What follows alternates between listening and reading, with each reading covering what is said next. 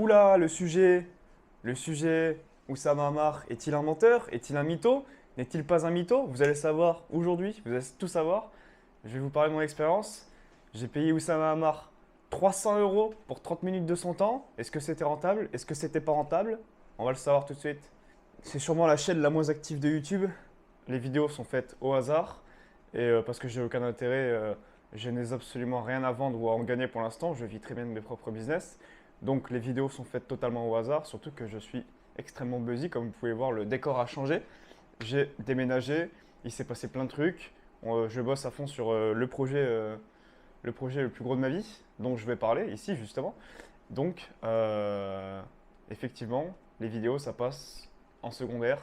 Donc, c'était il y a peut-être 2 mois à peu près, 2 mois je pense, que j'ai payé Oussama Ammar dans son Better Call Ous pour 300 euros pour les 30 minutes. Donc ça, c'est cher, oui, ça fait 10 euros de la minute. Donc d'abord, je vais vous expliquer le projet. Le projet, c'est une application de langue, donc pour apprendre le japonais d'abord. Une application pour apprendre le japonais. Et les applications, c'est quand même quelque chose d'ultra concurrentiel qui peut... donc il y a Duolingo, il y a des milliers d'applications, des centaines d'applications. Les gens sont habitués à télécharger des produits comme ça gratuitement, facilement à désinstaller. Et donc je pense que c'est l'un des marchés les plus complexes et les plus concurrentiels. Donc se lancer là-dedans, c'est vraiment compliqué. Et surtout quand on vient d'un domaine où on n'a pas du tout l'habitude, Jérémy, mon associé et moi.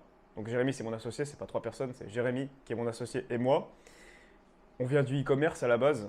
Lui, il n'a jamais développé d'application avant, c'est la première fois. Donc on est totalement nouveau dans ce domaine. Pourquoi j'ai décidé de payer en fait? C'est parce que ça fait longtemps que j'y pensais. Il faut savoir que 300 euros pour un projet qui peut être aussi gros, ça représente rien du tout en fait. 300 euros, si vous avez des fonds, si le projet peut vous faire plusieurs millions, plusieurs centaines de milliers d'euros, si ça peut changer l'entièreté de votre business, de certaines de vos décisions et que ça peut apporter un gros plus, un gros tournant dans votre entreprise, payer 300 euros un expert ou quelqu'un qui peut apporter de bons conseils, et ben c'est pas un gros risque au final. Donc moi j'ai décidé de payer suite à après avoir vu plusieurs personnes sur Twitter en parler, disant que ça a changé leur vie, etc. Et j'hésitais déjà, surtout qu'il a un grand intérêt pour le Japon.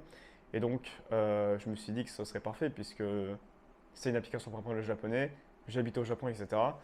Donc j'ai décidé de passer le pas et de payer Oussama Ammar. Donc pour structurer un peu la vidéo qui va être rapide, je vais d'abord parler des points négatifs et ensuite je parlerai des points positifs de l'appel. Parce que si je mets le positif après, ça passera mieux, évidemment. Voilà. Donc les points négatifs, il y en a eu plusieurs. Et le premier point négatif que je trouve, déjà, c'est le manque de sérieux dans l'appel. C'est-à-dire qu'il a annulé le premier appel, il a reporté 5 minutes avant, ou même 2 minutes avant par email, parce qu'il était malade. C'est un peu chiant, surtout quand tu es entrepreneur. Alors moi ça va parce que je suis tout le temps en ligne, on va dire que je suis tout le temps sur mon PC, etc. Donc je peux m'adapter, etc. Mais il y a certains entrepreneurs qui sont tout le temps en meeting, qui sont tout le temps à l'étranger, qui organisent toute leur semaine pour un appel et au final tu l'annules 2 minutes avant parce que tu es malade. Je trouve pas ça très poli, surtout pour 300 euros. Et c'est pas une excuse d'être malade puisque tu étais malade la veille, tu étais malade 2 heures avant, tu étais malade 1 heure avant, tu aurais pu prévenir en fait. Donc ça c'est le premier point négatif qui m'a un petit peu saoulé. Moi je peux reporter facilement comme j'ai dit, mais ça pourrait... je trouve pas ça très poli, voilà quoi. Je trouve pas ça très... Voilà. Ensuite, deuxième point négatif, je l'ai trouvé aussi assez peu investi. Je sais pas si c'est parce que il a tellement d'appels, je crois qu'il a fait combien d'appels? 3000 appels ou 2000 appels, je sais plus combien. Enfin, il a fait énormément d'appels avec des gens. Donc il a vu des milliers de projets. Et puis chaque entrepreneur essaie de lui dire que son projet c'est le meilleur projet qu'il a vu de sa vie entière et que ça va révolutionner le monde. Donc j'imagine qu'au bout d'un moment il en a marre et qu'il n'est pas très investi puis qu'il dit juste les choses comme ça. Mais je trouvais que c'était un peu mou et que si tu ne poses pas de questions en fait, si tu ne poses pas de questions, si tu relances pas, il va pas forcément relancer et poser les questions et chercher à te tirer les verres de nez. Et en fait, bah, en soi, c'est compréhensible parce que c'est toi l'entrepreneur de ta boîte, donc c'est toi qui es censé savoir. Mais de base, si tu appelles quelqu'un c'est que tu as besoin de sa connaissance et que donc tu le positionnes au-dessus de toi en termes d'expertise, on va dire. Et donc, c'est que tu ne sais pas. Donc tu peux pas poser des questions sur quelque chose que toi tu ne sais pas. Et ça, ça c'est un petit peu con, je trouve. Je sais pas si c'est parce que j'ai ressenti que c'était un peu une, je sais pas si c'est parce qu'il était malade ou quoi, mais j'ai ressenti que c'était un peu une flemme. Pas une flemme, mais j'avais l'impression en fait quand je lui parlais qu'il était en train de scroller sur TikTok ou sur Instagram en même temps et qu'il faisait ça rapidement comme ça parce qu'il il écoute des mecs tout le temps et puis que voilà quoi. Peut-être si c'était un projet intéressant, plus intéressant pour lui, il se serait investi dans le truc. Mais là, je trouvais qu'il était très désinvesti. Ensuite, si je devais citer un dernier point négatif, je dirais que j'ai l'impression qu'en fait, c'est quelqu'un qui a pas mal de connaissances dans beaucoup de choses, mais dans certaines choses, même quand il n'est pas sûr, il va vouloir donner un avis. Et je pense que c'est pas super bien parce qu'il va mener les gens dans le mauvais chemin.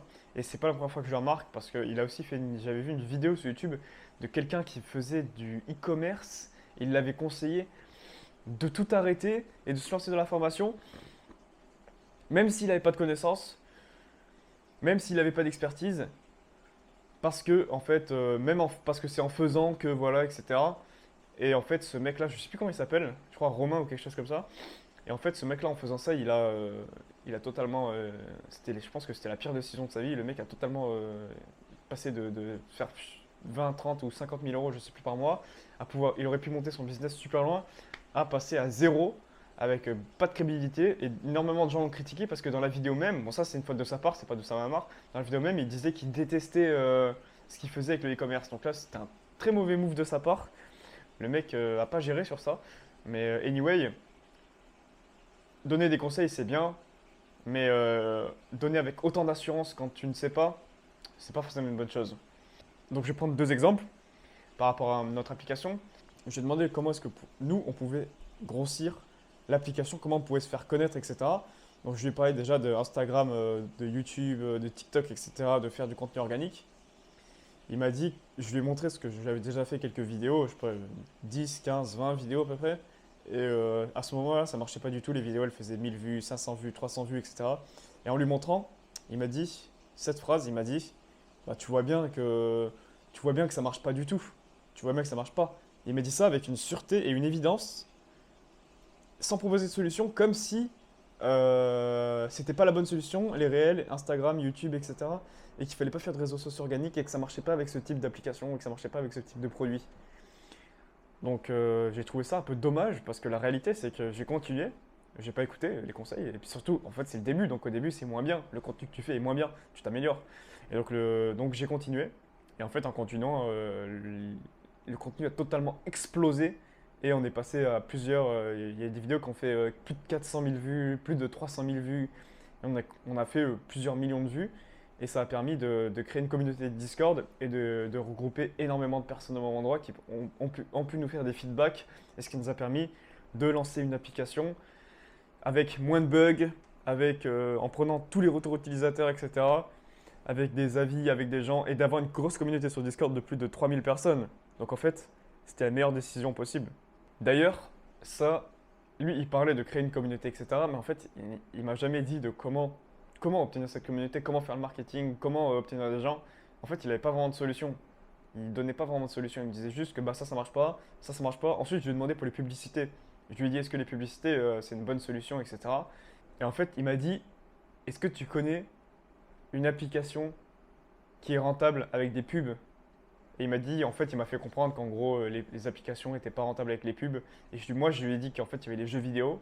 Mais il m'a dit que les jeux vidéo, c'était totalement différent. Et il a raison, puisqu'il y a plein de in-app purchase. Donc, il y a plein de gens qui achètent, par exemple, des gemmes sur Clash of Clans, etc. Et en fait, donc je l'ai cru parce que je ne l'avais pas regardé à ce moment-là. Mais en fait, j'ai regardé plus tard. Et encore une fois, ça, c'est totalement faux. C'est totalement faux. C'est même pas un petit peu vrai ou quoi que ce soit. J'ai regardé plein de concurrents. Mais les mecs ont des centaines de publicités, des dizaines de publicités, et c'est des publicités qui sont vraiment moches et basiques, et qui forcent, et qui tirent sur les traits, et c'est vraiment mal fait, et ils ont l'air d'être rentables, puisque quand ils ont des publicités depuis 8, 9, 10, 12 mois, plusieurs années, etc., actives, c'est qu'ils sont forcément rentables en fait. Donc les publicités, c'est une bonne chose pour les applications, il faut juste savoir faire, Et donc, on va aussi y procéder, évidemment. Donc, en fait, là, c'est deux points où il a dit que ça ne marcherait pas ou qu'il n'a pas conseillé, et au final, ça marche. Parce qu'en fait, le problème, c'est qu'il conseille, mais il donne pas les solutions aux problèmes que nous, on avait besoin. Parce que l'acquisition de trafic, c'est le truc le plus dur dans les applications et dans tous les projets, même, je dirais. Parce que faire une bonne application, ça, c'est bien. Mais ramener du monde dessus et les faire convertir, les faire s'abonner, etc. Ça, c'est vraiment beaucoup plus complexe, quoi. Donc maintenant, on va parler des points positifs, parce qu'il y a quand même du positif Il y a quand même du positif. Donc le premier point positif que je trouve, c'est que il était assez réactif, donc c'est l'opposé d'avant, sur les ressources qu'il a pu donner. C'est-à-dire que pendant que je lui parlais, il m'a directement donné des articles, des podcasts, des vidéos YouTube liées à Duolingo, donc qui est l'application de référence dans l'apprentissage des langues. Et donc ça, c'est très utile. Je ne sais même pas d'où il les a sortis, honnêtement. Je ne sais pas s'il a un Google Sheet avec par catégorie éducation, machin, etc., qui donne à chaque fois aux entrepreneurs. Ou si c'est, il connaît, il s'en rappelle et il va chercher en même temps et il te les envoie. Je ne sais pas comment il fait, mais c'était des articles très, très utiles que j'ai lus et j'ai écoutés j'ai noté. Et évidemment, on va prendre des décisions par rapport à l'application. Donc ça, j'ai bien aimé. Ensuite, il nous a quand même permis de savoir, de confirmer ce qu'on pensait, c'est-à-dire qu'il fallait quand même bootstrap, parce on tendait plus par là quand même, qu'il fallait juste bootstrap et, euh, et faire avec le minimum et ensuite grossir, grossir, grossir. Et qu'il fallait se lancer dans une langue, donc le japonais, qu'il fallait se lancer dans une niche, un petit marché, et ensuite essayer de faire notre chemin petit à petit. Et donc ça, c'était l'autre point positif qui a permis de nous confirmer nos idées. Mais du coup, pour conclure, est-ce que je conseillerais aux gens de payer 300 euros ou ça m'a marre pour parler 30 minutes avec? Je pense que si vous avez une vision assez claire de votre entreprise, vous savez où vous voulez aller, mais que vos finances sont assez tendues, je dirais non, n'achetez pas, parce que vos finances sont assez tendues et que vous avez déjà une vision assez claire.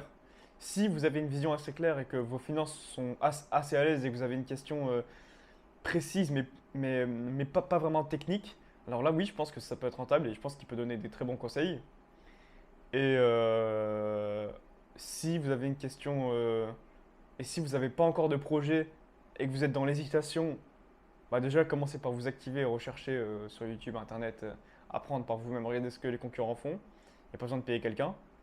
Mais si vous avez déjà bien regardé, etc., que vous avez quand même des finances, là, vous pouvez vous permettre de payer. Je pense que ça peut toujours être rentable, ça peut toujours être bien. Mais tout ce qui est de vraiment la technicité, l'acquisition, ce genre de choses, des questions un peu précises, je pense, je pense pas que ce soit vraiment essentiel. Vous pouvez largement faire ça en fait. Il suffit juste de regarder le marché, il suffit juste d'analyser les concurrents, il suffit juste de fouiller un petit peu par vous-même et puis ça devrait très bien se passer en fait. Sinon, la caméra n'a quasiment plus de batterie. Ça va dans tous les sens. En fait, c'est la troisième fois que je fais la vidéo, peut-être.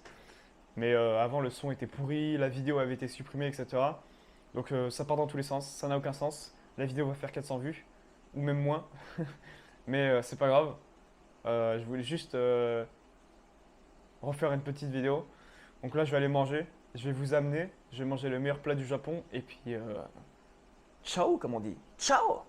Ah, moi, l'enfoiré de corbeau, il est énorme. La meilleure station. Voilà, les gars, ça, c'est les plats authentiques du Japon, les vrais de vrais. Riz, bœuf, œuf, fromage, soupe miso.